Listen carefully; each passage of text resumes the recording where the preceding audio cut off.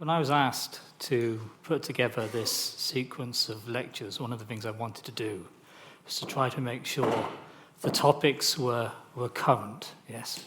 They were things within the news. Well, I have to say, PFAS has not let me down, yes?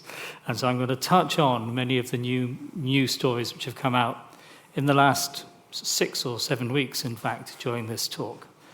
And the reason I wanted to give a talk about PFAS, the perfluoroalkyl substances, the forever chemicals, is because I call it living with the forever chemicals, because guess what? You are, yes? I'm looking around this room and every single one of you is wearing clothing which has PFAS in it. Every single one of you will have PFAS coursing through your veins, in your tissues, as you sit within this room. And we are the first generations of humans since the 1940s, 50s, 60s onwards who have been exposed to these chemicals. It is new. It is a new entity, a new exposure for the human race. So welcome to the great experiment we're all in and how this will impact on our health. So, I have shown this slide in each of the lectures that I have given up to this point. The Gresham College lecture that you're listening to right now is giving you knowledge and insight from one of the world's leading academic experts. Making it takes a lot of time, but because we want to encourage a love of learning, we think it's well worth it. We never make you pay for lectures, although donations are needed.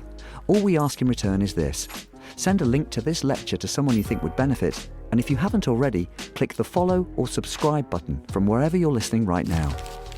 Now, let's get back to the lecture. And it's simply to make the following point. We have made a huge number of novel chemical entities over the last century. And really, the number I wanted to flag up here was there's a global inventory of chemicals licensed for manufacture, and it's around 360,000 chemicals and combinations of chemicals ready for use.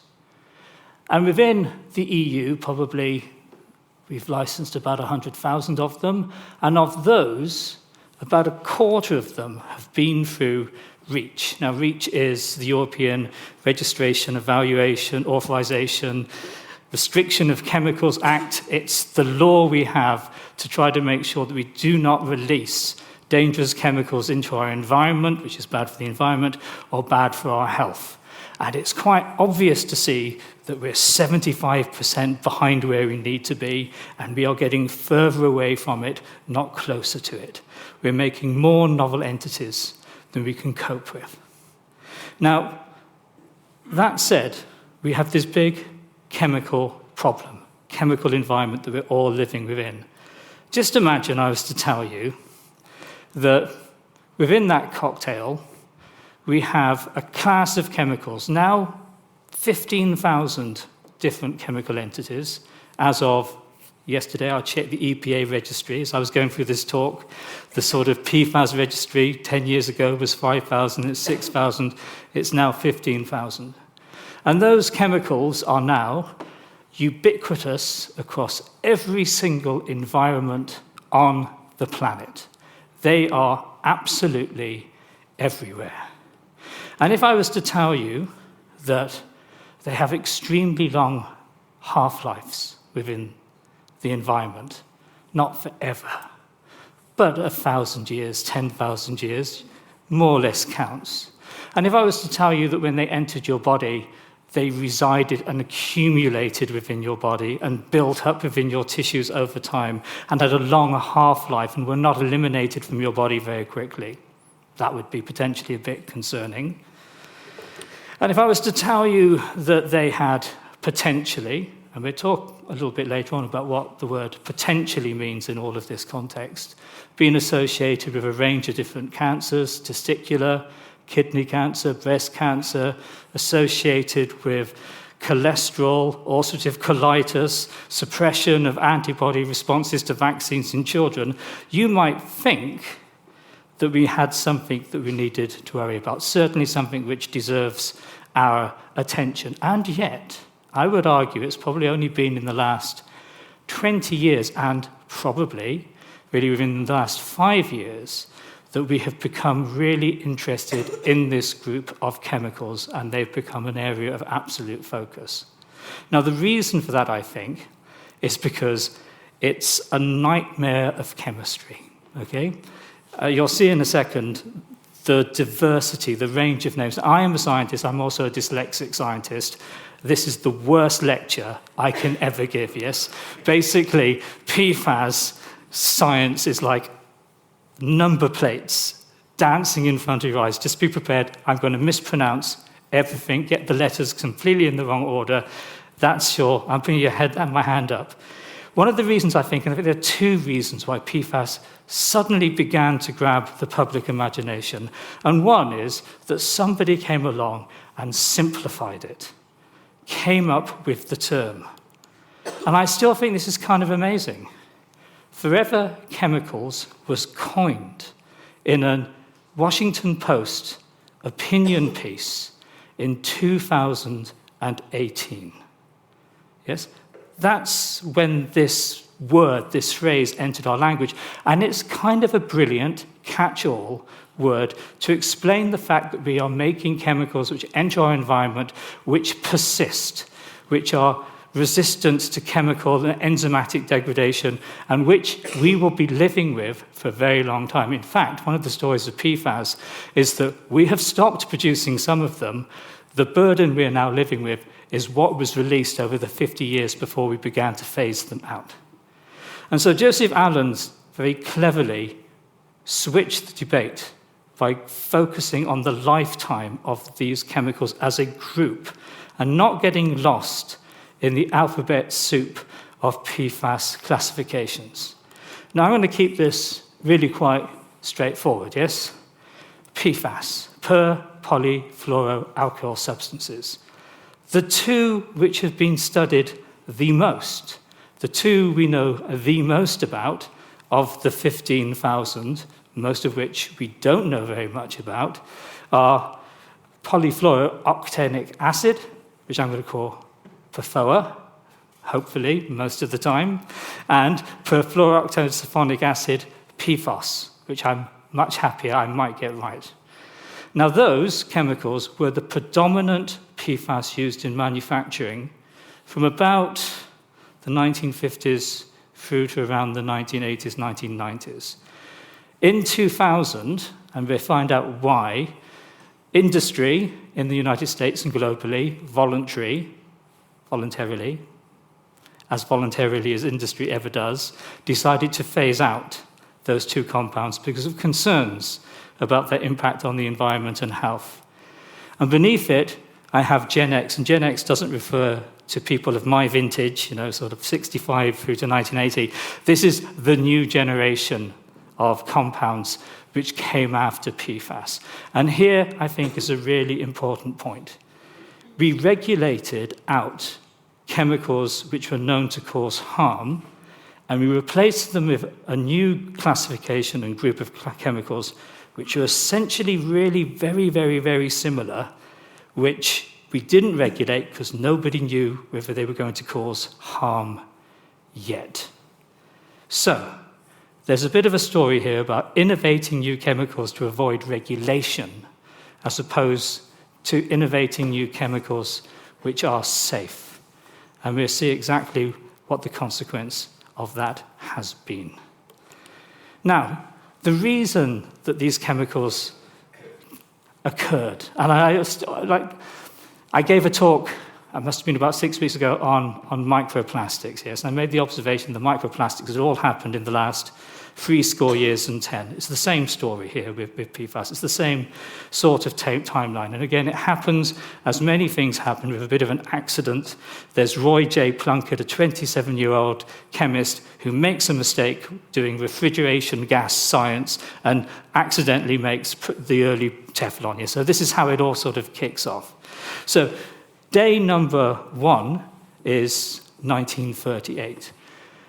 And then you have these very, very useful structures. So we have a carbon backbone where the hydrogen has been substituted with fluorine. So we have fluorine, so we have carbon-fluorine bonds, which are incredibly strong single bonds. Some of the strongest single bonds you can get very firmly resistant to degradation, actually quite good at sort of opposing grease, pushing away moisture.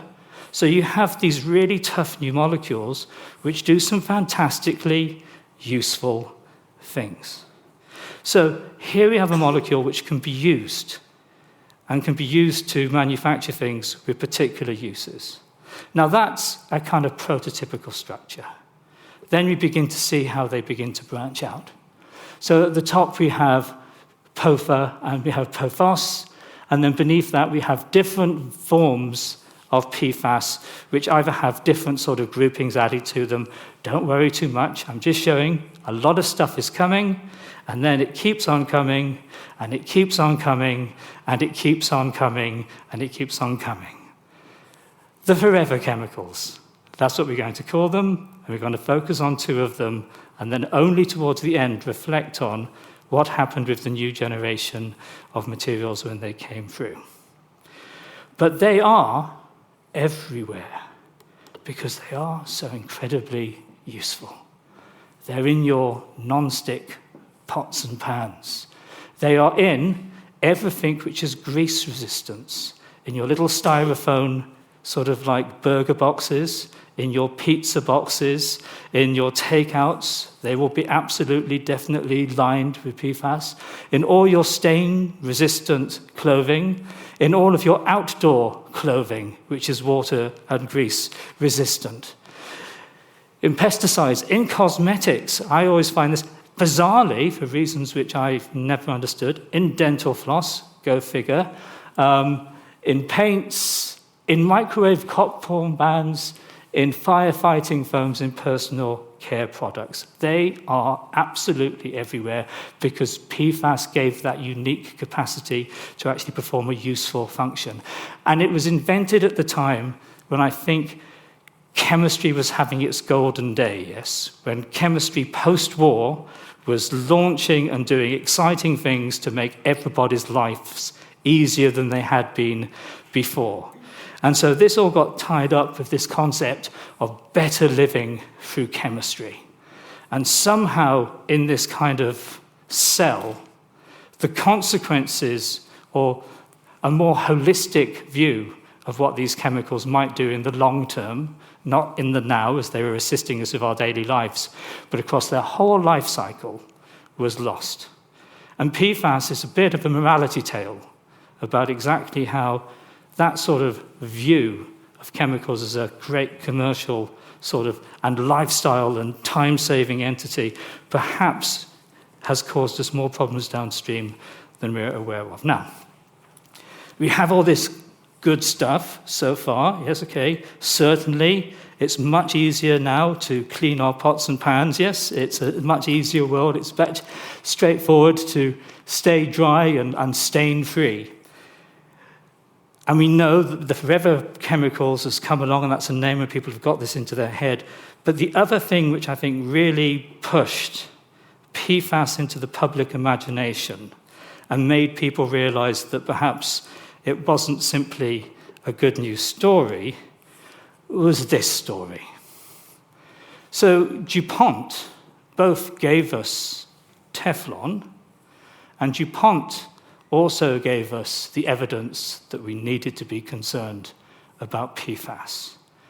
And this is Robert Billett, who is a lawyer who very famously took up a class action by a community and I always get the name of the place wrong, but I think it's Parker's, it will come to me in a second, Parkersville, something like that. Anyway, it will come back. Western Virginia, where there was a big DuPont factory situated next to the Ohio River. Over a long period of time, a huge amount of waste from Teflon manufacturing had been disposed of in the land. Lots of effluent had entered the rivers. Lots of materials had entered the sort of air. And he was initially approached by a farmer because all his livestock was dying.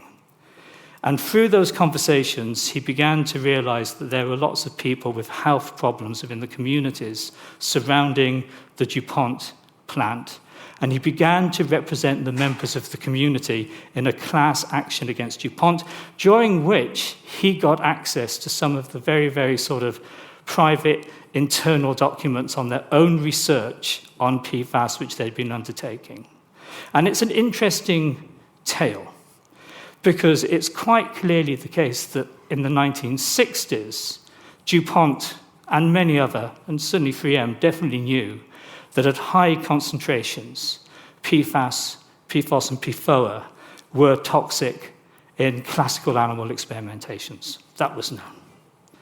In the 1970s, they actually measured the concentrations of PFAS and compounds within the blood of workers within their actual factories and demonstrated that it was high, yes?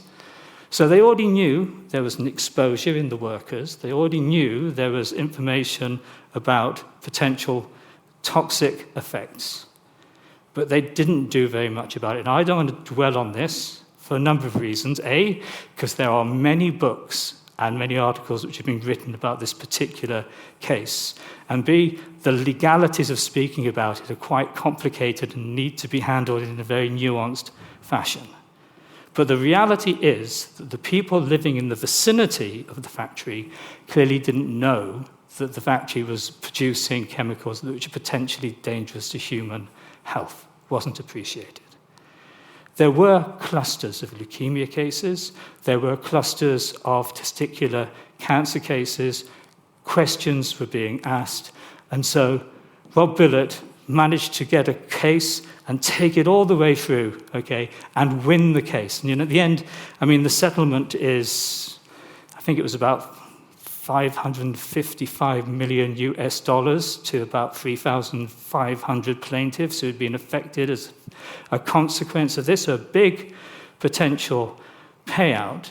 But more importantly, it led to this realization that PFAS had a negative impact on health. And then that story was interesting, and this is a story which is again in the New York Post, and you can go and check that yourself. It took off because they made it into a film.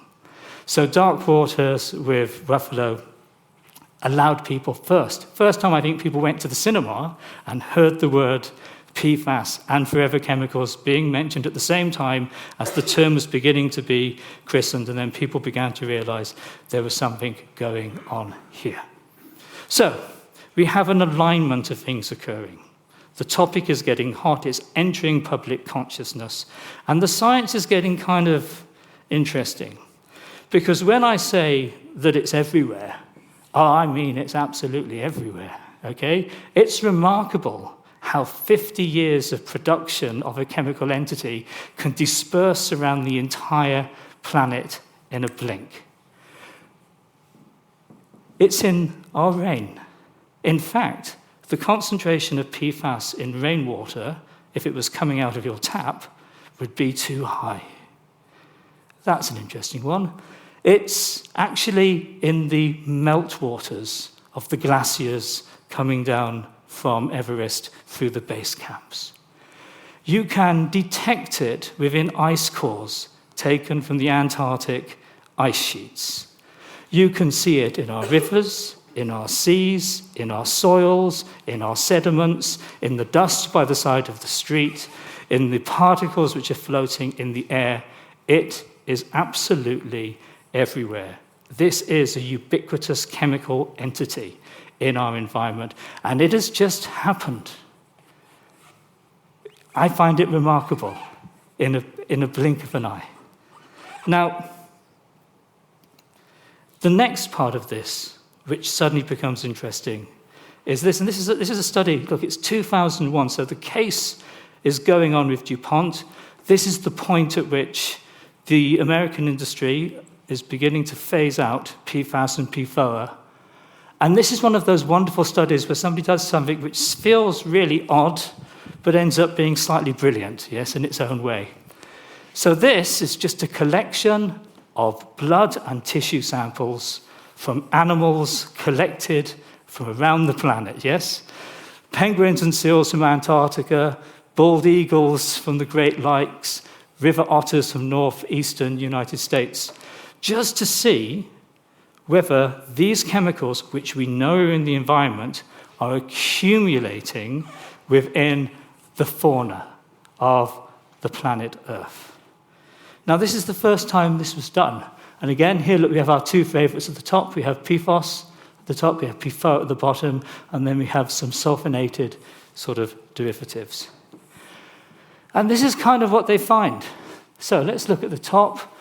We have PFAS in ring seals. Look, Baltic, the high Canadian Arctic, the Norwegian Arctic, the Baltic, we keep on going down, keep on. Polar bears, in elastic, in the liver, we have really high concentrations. In the bottlenose dolphin, high concentrations as well.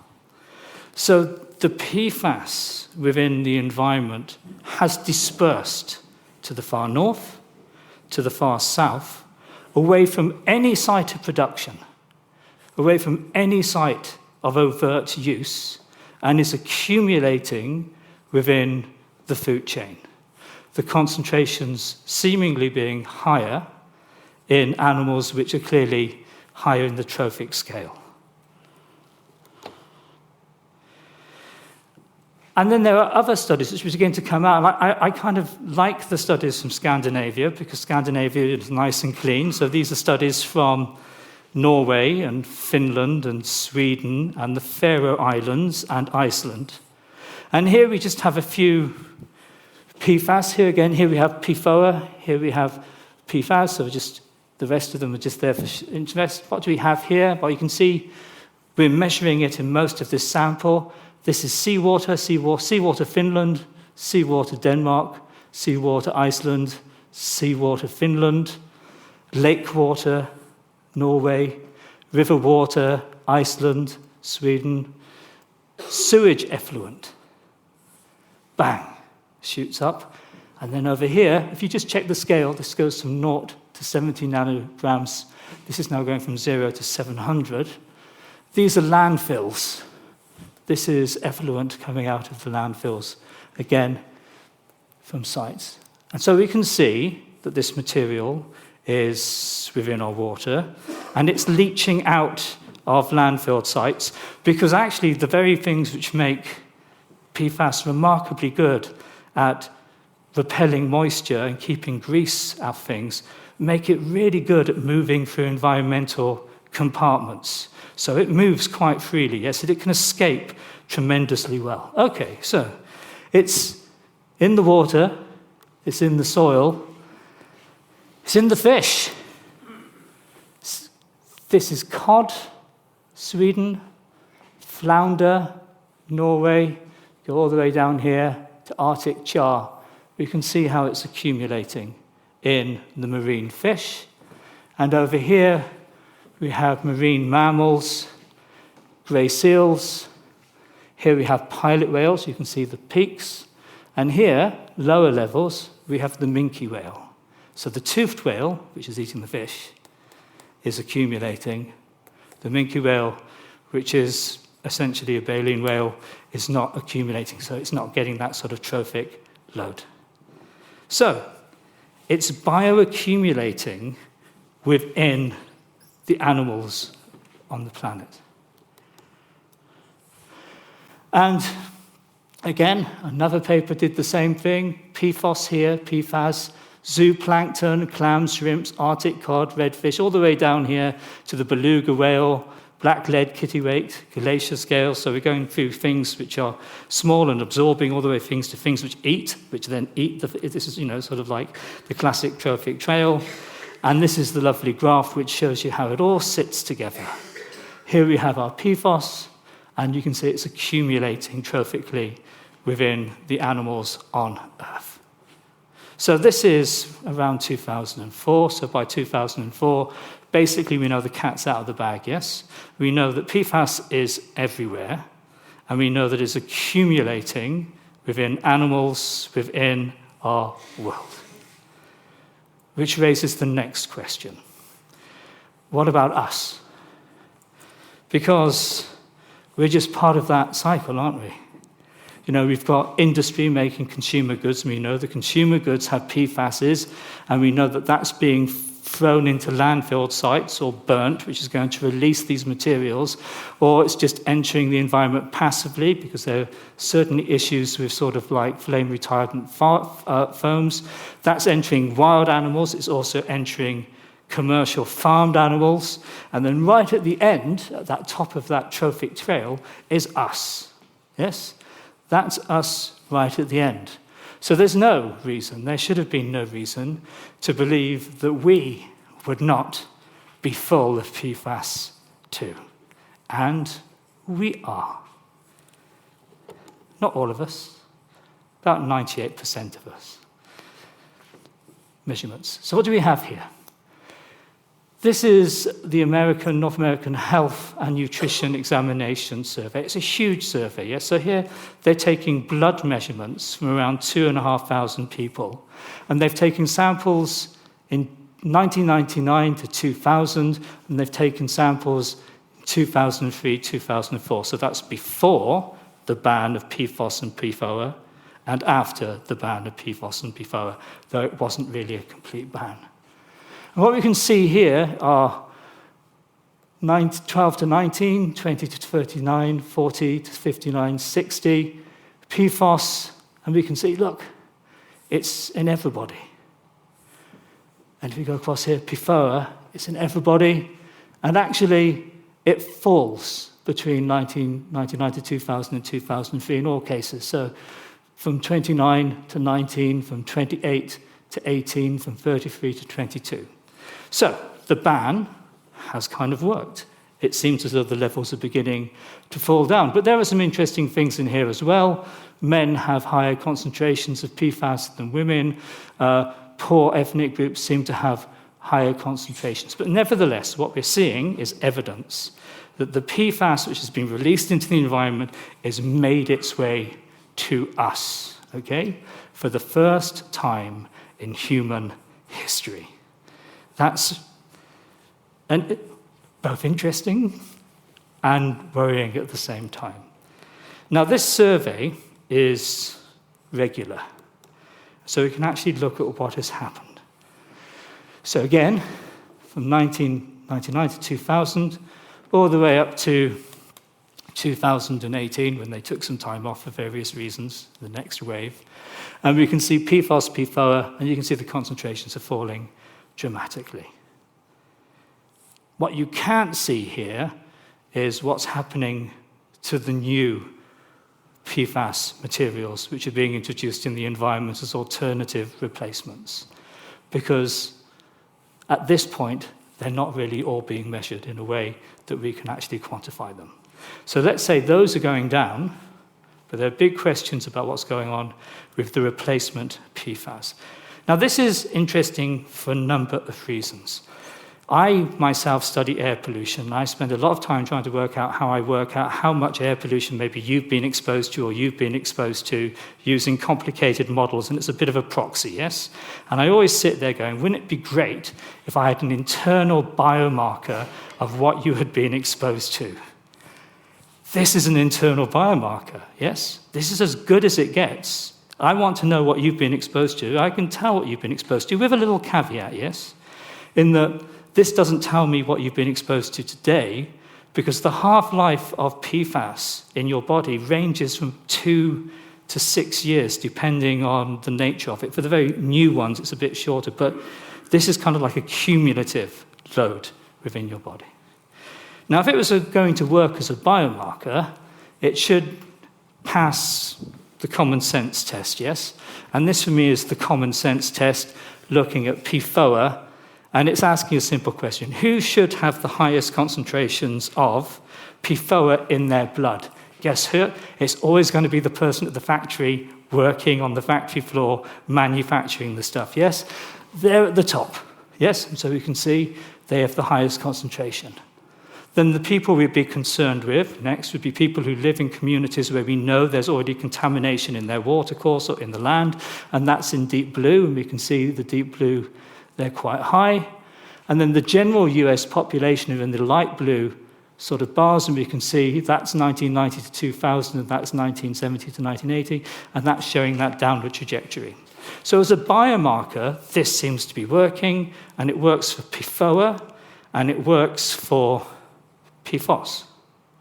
So this is useful, because once you have this, we can begin to ask questions about how these levels relate to health or to adverse effects within a given individual. Now, this is still only looking at blood, and that's not going to give you the whole story, because once PFAS is taken up into your body, it very rapidly binds to the circulating proteins within your blood, and then it redistributes to the solid organs in your body.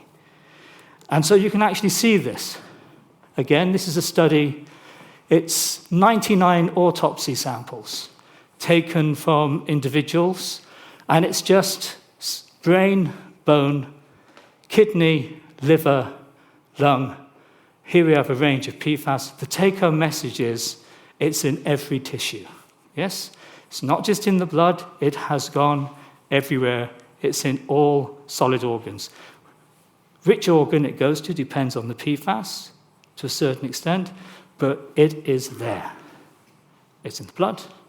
It's in the tissues. Hey, it's even in your bones. Yes? As a kind of like an accumulative sink. Fine.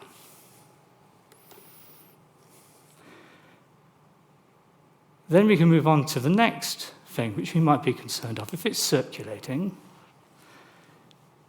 in the mother's blood, would it pass with the placenta and reach the fetus? And the answer to that, unfortunately, is a very resounding yes. So this is only from this year. It was an analysis of 40 independent studies which looked at cord blood concentrations of PFAS in children. Many of the studies correlated the cord blood concentrations of PFAS with the maternal blood levels, and the relationship was really incredibly strong. So the mother's PFAS burden was being transferred to the child, yes? It's 30,000 blood samples. It's pretty robust when you pool it all together, yes? So we now have a transgenerational transfer of a persistent chemical bioaccumulating within the human body from the mother to the child.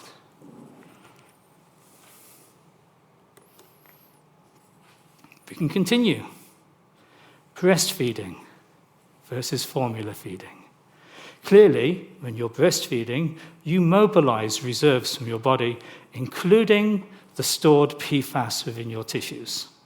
So breastfeeding is associated with transfer of stored PFAS from the mother to the child. And if that feels a bit strange, well, here's a graph of look, this is you don't need to look at this. Each of those sort of like is a study. There are lots of studies there. Those studies are from all around the world. They're looking at PFOA concentrations in breast milk. It's in all breast milk samples. And this dotted line here is the dotted line that if you had made that measurement in tap water, you would have had to do an investigation to make sure that it was safe. Okay? So, at the top, there are some 3 little grey bars. That's formula milk. So it's not really a huge amount. It's everywhere. It's even in milk formula. And it's the same thing with PFAS. So the take-home message is the PFAS in the blood of the mother is transferred to the child. Breastfeeding the child transfers stored PFAS from the mother to the child as well. The burden passes from one generation to the next. And again, this is just to illustrate that, but again, here we have PFAS and PFOA again. This is looking in breast milk, but down here, actually, we have some of the new compounds. Some of those replacement compounds which have been introduced because we know these are dangerous, and these have been reduced as replacements because they do the job, and nobody's told us they're dangerous yet. So just bear in mind that the new generation of PFAS molecules are appearing also in breast milk. They seem to have a shorter half-life in the plasma because they've got shorter carbon chain structures, but they are still there. And I can illustrate why that's concerning in the next slide. Because this is a bit like that slide from the NHANES study, which showed that plasma concentrations of PFAS was falling with time, only now we're looking at PFAS and PFOA concentrations in breast milk, and the breast milk samples are from 95 through to 2020, and you can see as PFAS is being phased out, it is falling in the breast milk. And so is PFOA, not the best regression line in the world, but it still seems to be significant. But this is the one which is the arresting one. This is our new generation. And as one goes down, the other one goes up. We know quite a lot, I think, about the toxicity of these two. We know very little, next to nothing, about the toxicity of this new generation. The little we do know tells us they're probably as toxic, yes? So we've replaced something we know is bad with something which we just have a lack of knowledge about. So, given that we know there were these exposures, it should be therefore possible to begin to unpick what some of the associated health effects are by association. Chemical load versus adverse effect. Now this is restricted by measurement, so these studies are quite small. But I can go through here the things which have been associated with PFAS and the internal dose of PFAS within the human body. Certainly there seems to be a relationship between circulating levels of PFAS and thyroid dysregulation. That certainly seems to be the case. There seems to be a pretty robust association with hypercholesterolemia and blood pressure, which is actually seen even relatively young. Liver damage through enzymes, increased risks of kidney cancer and testicular cancer, low birth weight, again, related to sort of problems of the placenta. And there's one here which is fascinating, reduced responses to vaccines. And I want to talk a bit about that because that really reframes a lot of the issues. And then in there we have a lot of things which are not in bold, and they're things which people have seen, but it hasn't yet reached a level of sort of statistical certainty. And here we have low sperm count, preeclampsia, hypertension during pregnancy, inflammatory bowel disease, for example. So there's lots of evidence from statistical association that the level of PFAS in the body is associated with this. But we do have these issues about absorption, distribution. Metabolism is interesting. These chemicals are not metabolized. Yeah? They stay unmetabolized in the body, residing in the tissues bound to protein, so they don't really get detoxified. And they get excreted in the urine, but relatively slowly. At the bottom here, I've put sensitivity, and I've put that there next to dose because everything in my world is about dose, yes? It's about whether there's enough of the stuff to cause an adverse effect. Here is the issue with sensitivity.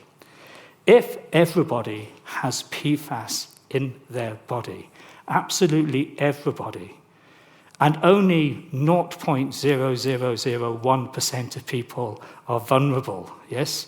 That percentage of the global population is a very, very big number. So as soon as a chemical exposure affects everybody, yes, the effect, the toxicity doesn't have to be massive for it to actually begin to have scalable effects and significant effects on public health. It's something which people often struggle to get. They're very used to the idea of, the really big hazard which has a big effect immediately. When you start looking at these low-level chemical exposures, it becomes a much more subtle effect. Now, the thing about this is we do know a little bit more than just the clever statistical jiggery-pokery, yes? We do know some of the mechanisms, and we do have some clues on what's going on. We do know that in the placenta there are problems with implantation. We can demonstrate, both experimentally in animals and in human samples, that there's thyroid dysfunction, increased thyroid-stimulating hormone. We can demonstrate oxidative stress and DNA damage occurring within the liver. So we can see certain biological events occurring in tissues which are adverse. So it's not just association and statistics. There is toxicology here which is going on, which is coherent, very often quite coherent. But the issue of what is a safe dose is something which has really become a bit of an issue in real time. And I have to do this because I still find this fascinating. When we were talking about the trophic accumulation of PFAS, I showed you data from pilot whales in the Faroe Isles. And we're back in the Faroe Isles now. Because the Faroe Isles and scientists in the Faroe Isles have done some of the most remarkable research which has demonstrated potentially some of the most important health impacts of how PFAS is likely to impact on human health. And this is fascinating, again, because we're miles from the factory, from the source, from where you would think, yes, there would be any real source of PFAS accumulation in this population. This is the Faroe Isles. But they do eat quite a lot of seal, and they do eat quite a lot of whale, and so they are right at the end, the sharp, pointy bit of a trophic pyramid, yes? They are likely to accumulate. This paper was brought out in 2012. It's quite old, but many of the guidelines about what people think is a safe level comes from this paper, and it's really very elegant. So they looked at 560-ish live singleton births, and then they measured the PFAS concentration in the mother, and then the PFAS concentration within the blood of the child. And then, at 5 and 7 years old, post-immunization, they looked at their antibody response to diphtheria and to tetanus. And what they found was I still think it's really remarkable. If you look at PFAS, they found that by the age of 5, a 2-fold greater concentration of PFAS exposure in the child, which correlated beautifully with the concentration of the mother at birth, was associated with a 40% reduction in antibody titers. That's chunky. That's a big difference. And when they looked at PFOS and PFAS, and they looked at the age of 5, and they looked for who was falling beneath a clinically relevant protection after the actual vaccination, there's a 2-fold and a 4-fold difference for PFOS and PFOA. These are huge differences. So this is telling us that the early life exposure to PFAS is having an impairing effect on the immune system in terms of, if you like, immune training upon vaccination. It is doing something to the immune system. And here, this is PFOS in the child at the age of 5. This is the antibody response at the age of 7. And you can see there's a dose-response relationship. And you see it here for diphtheria, and you can see it here for tetanus. It gets a bit wobbly at the end because there are fewer individuals at the end, and so the uncertainty increases a bit. This means that the range we're looking at here is between, what should we say, about 10 to about 20 nanograms per mil, having a significant effect on a really, really meaningful endpoint. And what's interesting is they tracked this response through adolescence, and it stays exactly the same in this cohort of children. But hey, nothing is real in science unless somebody replicates it, yes? And replicates it, and it doesn't have to be exactly the same type of study, but it needs to have some sort of commonality. So here's an interesting one. This is a German study. Again, it's looking at antibody responses to the accumulation, in this case it's PFOA. So we have 101 dots here, and they're paired, mother and child, yes? Okay? The red's the child, the blue is the mother. This group over here are formula-fed babies, and this group over here are babies who've been breastfed. So we can see as the mothers are breastfeeding, their blood levels of the PFAS is decreasing, and the children's levels of PFAS are increasing dramatically because of the breastfeeding itself. So we have this pattern. Here, they looked at antibody responses at 1 year after influenza, diphtheria, and tetanus injections. Again, vaccinations. And again, there's a sort of plateau, but between 12 and 25, it begins to go down. This is for influenza. The same pattern now for, I think that must be tetanus. And then the final one is for diphtheria. So they're replicating this kind of impairment of the adaptive immune system. And they did something fantastically elegant in this study. They took blood from the babies. They isolated the immune cells, lymphocytes, from the actual blood.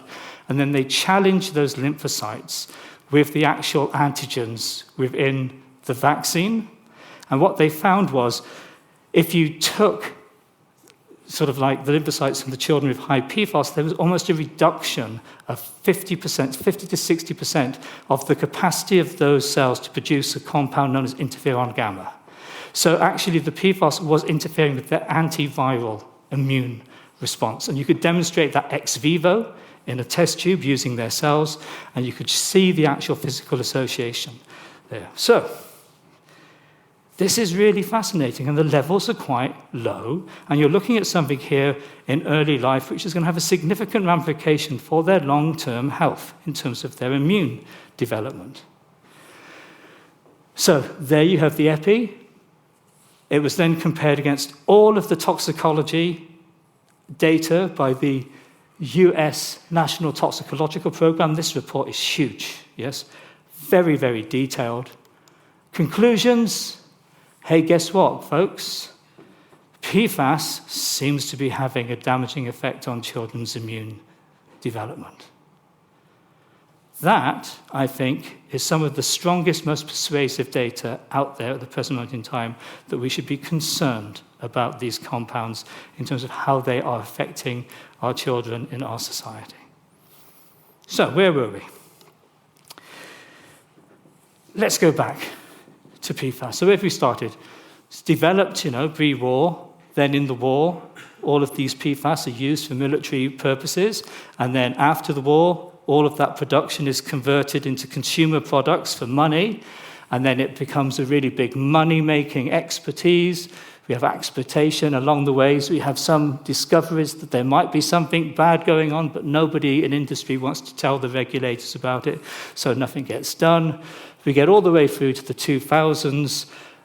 People begin to realize there's something going on, so they begin to phase out the old PFAS, but they introduce these new alternatives, and it's really only from about 2010 people in the wider society begin to get very concerned about these things. And boy, have they got concerned.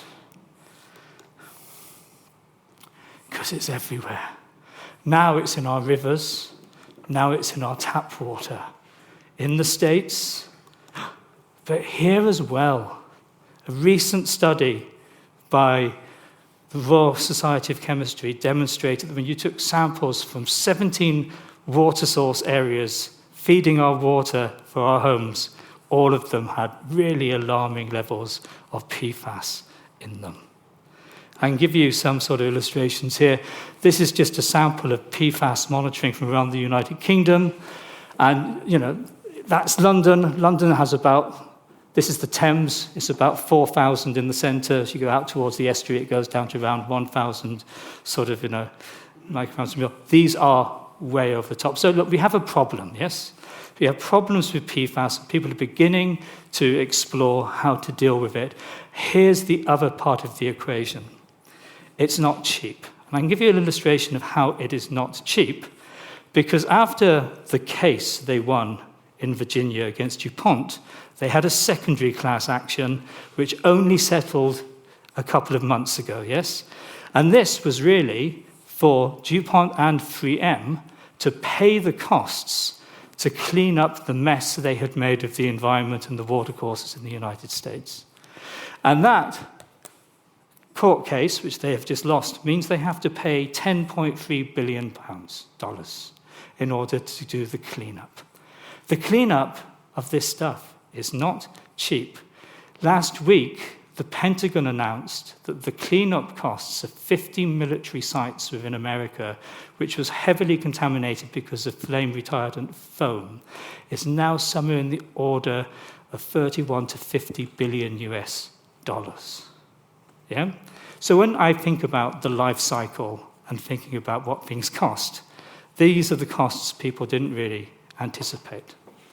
So all of this is going on, and as all of this is going on and countries are thinking about how they are going to regulate and put in place regulations in order to restrict the amount of PFAS in our water, what we have in the United Kingdom are guidelines.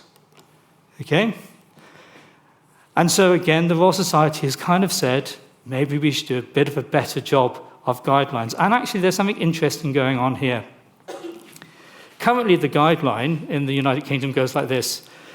Do you have less than 10 nanograms per litre of a PFAS? If you do, it's a low risk. If it goes up to about 90, it's medium risk. If it goes about 100, it's high risk. Just one. But there isn't just one. And they often operate through exactly the same mode of action. And there's no mechanism in our system to add them together. You just treat them all as individual entities. If you had 100 and they were all below 10, it would be fine, yes? Europe does something completely different. They take the 20 most common PFAS and they have a collective aggregate dose, which they regulate. The US actually have individual limits, but at a very, very low level of 4 nanograms per litre, so less than half of what our proposed is. And what the Royal Society of Chemistry is proposing, which I think is quite sensible, is a halfway house, the best of both worlds, keeping our single standard, but also having a collective standard so we do begin to aggregate this up. I think this is really one of the most sensible things I've heard in a very, very long time in terms of thinking about this. We cannot regulate PFAS one at a time. We cannot do toxicological testing on PFAS one at a time. We have to find ways of doing this by class, and we need to find ways of aggregating and assessing the risk of the mixture. Now, how do you get rid of the stuff? Whatever I've just said, it's here. Yeah? It was all released between 1950 and 2000, or the POPA or the POAS, and it's still there, yes? And it's not going to degrade for 100,000 years, so we've got a cleanup exercise, yes, to do, certainly. How can we get rid of it? Well, there are people beginning to look at this, looking at, if you like, filtration, reverse osmosis, activated charcoal filters to try to remove some of the actual PFAS from our water. My only issue with this is what do you do with the substrate after the cleanup, yes? You still have the stuff. You've got to dispose of it. You still have the waste. There are other people who are attempting to degrade it, to actually fracture these carbon fluoride bonds through photocatalysis, free radical reactions, fungi, bacteria, thermal sonolysis. A whole range of technologies are beginning to be developed. But a lot of these technologies seem to be quite promising in the lab. Very few of them have been scaled up yet to the sort of level that we need to address the problem. So, I have a few final thoughts. First, this, I think, is a quote from Ian Cousins. He's a professor of environmental chemistry in Stockholm, who is one of the guys trying to work out how to, if you like, remediate, get rid of the PFAS within our environment. And he came up with this wonderful comment, and he said, the toxicology of these chemicals is not yet fully understood, but we know they're everywhere, and they shouldn't be. For me, this is like one of the nicest, cleanest examples of the precautionary principle, yes? I am so fed up of being told that we can only get rid of stuff if we can say it's dangerous, but not because we have to prove it's safe to begin with. And so that, I think, is a really key issue. And the reason I think it's a key issue is it's not just PFAS. It's our whole chemical environment. I've stolen this quote, again from Alan from Harvard, because he made this wonderful observation that what we do in chemical regulation is we play an elaborate game of whack-a-mole. Yes? We identify something, it's bad, we whack it, and then the next compound bounces up. We innovate to defeat and get around regulations. We do not innovate to create safe materials. I think this is what we need to do in the 21st century. I think we need to beginning to think about material chemistry almost in the same way that we think about pharma, yes, in terms of actually doing good preclinical studies to make sure that the materials we put into the environment are safe, and thinking about their full fate, what happens at the end of the day. And the reason for that is because I'm an environmental health scientist. I believe in the precautionary principle, and I think we've been rather cavalier over the last 70 years in sacrificing the precautionary principle, and we have stumbled into a whole series of situations which have exposed both us and our future generations to health burdens, but also to degraded environment and a poorer quality of life. I think that's unacceptable. Thank you.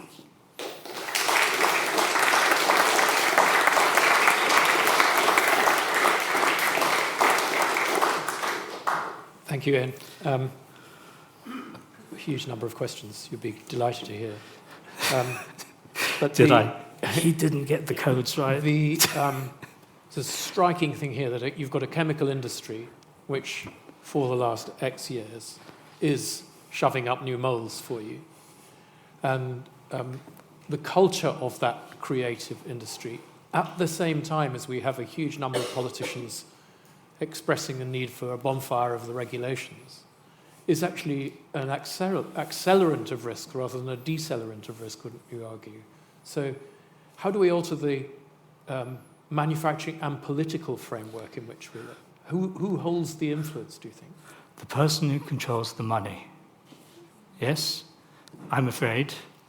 And so until those individuals who are cleverly thinking of innovative ways to get the next mole to poke its head up for the hole realize that that's short term, and downstream they're going to get hit with a $51 billion lawsuit which they have to deal with, and their company's out of business.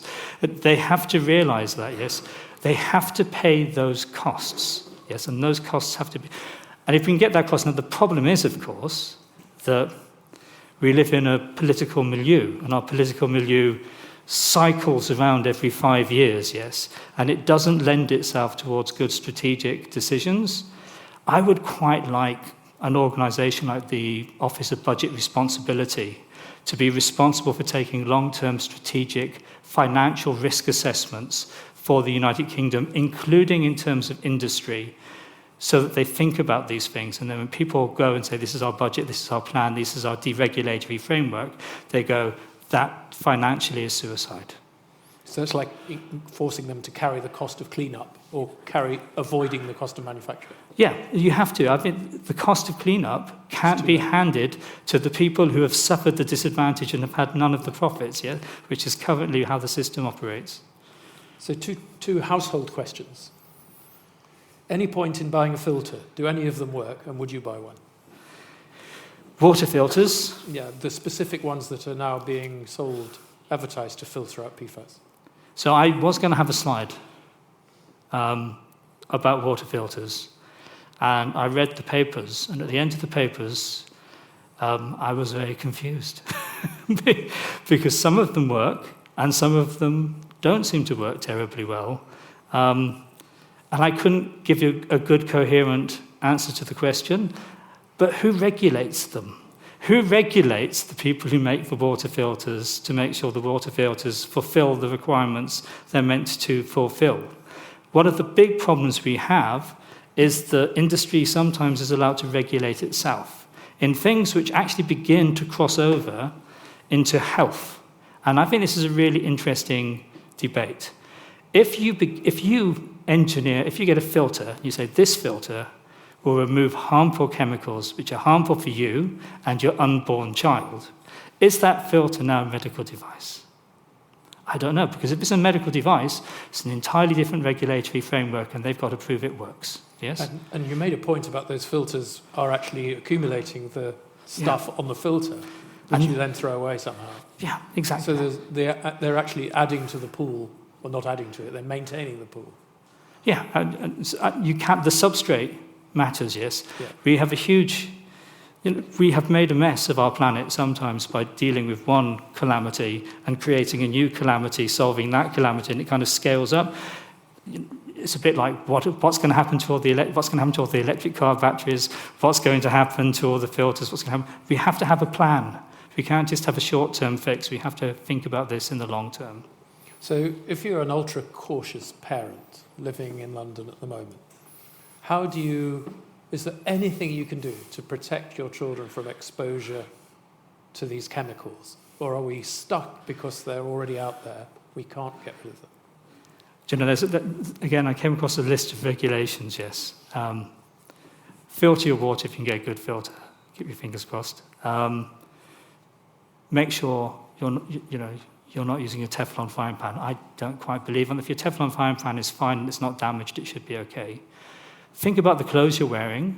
Think about the cosmetics you're using, because many of those have PFAS within them, yes?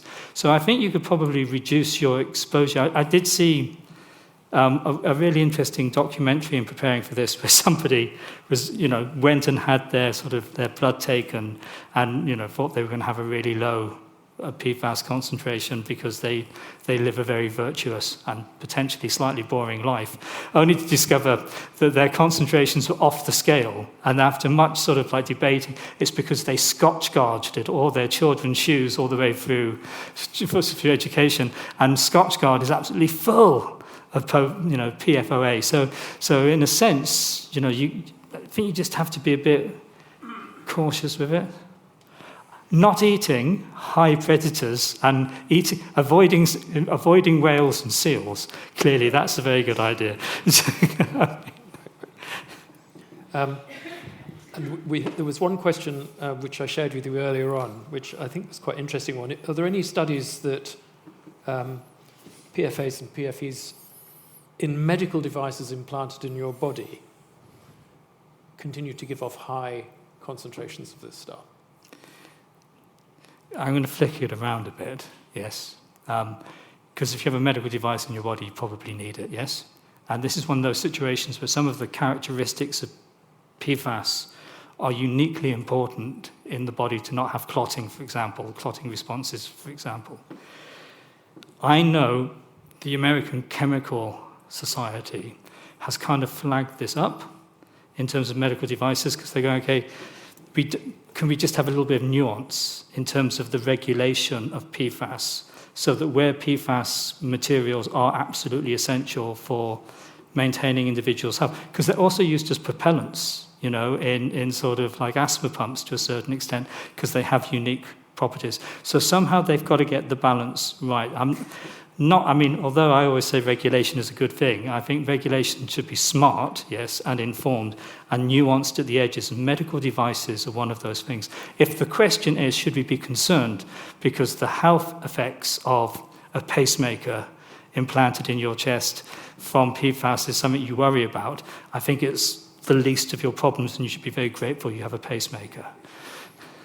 I didn't get, but just before I open the questions to the floor, I didn't really understand whether we're in an irreversible trend, that these things are still going up, irrespective of everything we've done to try and regulate it.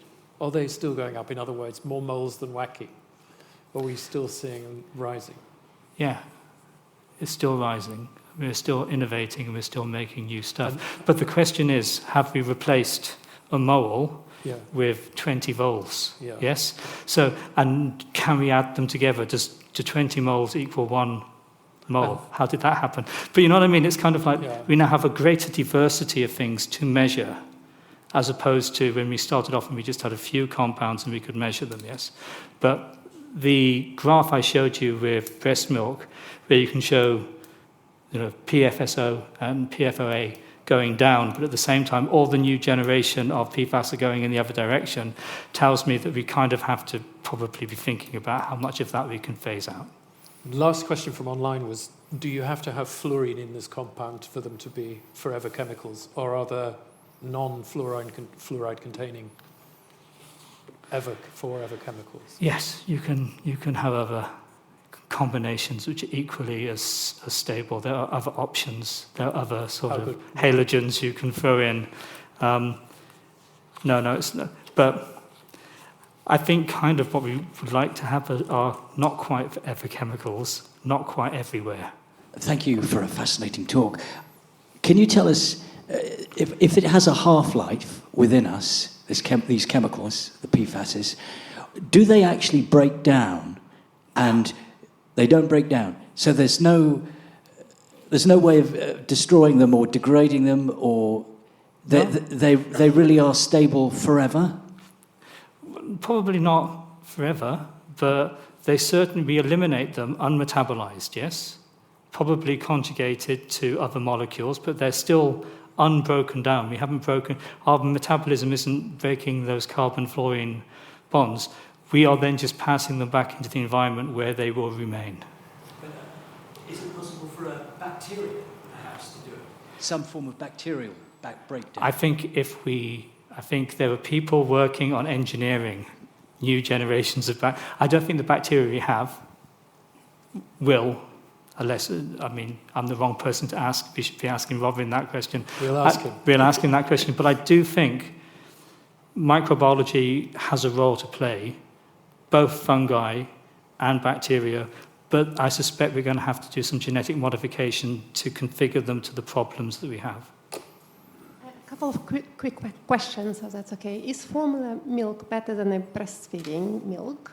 And what type of frying pans are safe, like non-stick ones, are they safe or not? And why the UK regulation is lagging behind to what's happening in the EU and the US? Why we are not adopting the best practices? Thanks. So even with what I've shown you, the health advice would still be breastfeed.